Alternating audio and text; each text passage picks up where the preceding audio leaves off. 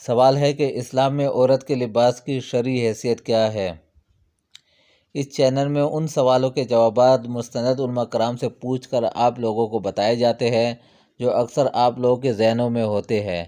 نئے مسائل کے لیے ہمارے چینل کو سبسکرائب، لائک کریں اور بیل آئیکن پر بھی ضرور کلک کریں تاکہ ہر نئی آنے والی ویڈیو کے بارے میں آپ مطلع ہو سکے۔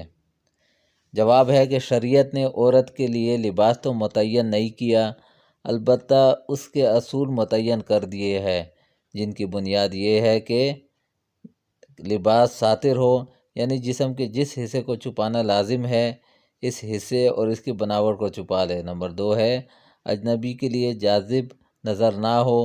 نمبر 3 غیر اقوام یا مردوں کی مشابہت نہ ہو۔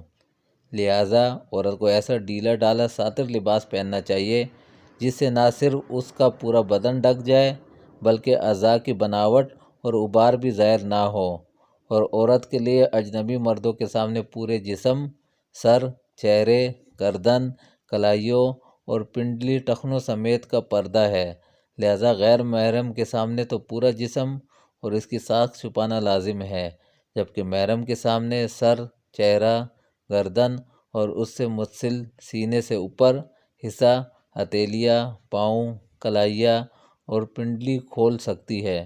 باقی اعضاء کا محرم سے بھی چھپانا لازم ہے، اور اگر کسی محرم سے اندیشہ ہو تو اس کے سامنے مذکورہ اعضاء بھی چھپانا لازم ہوگا۔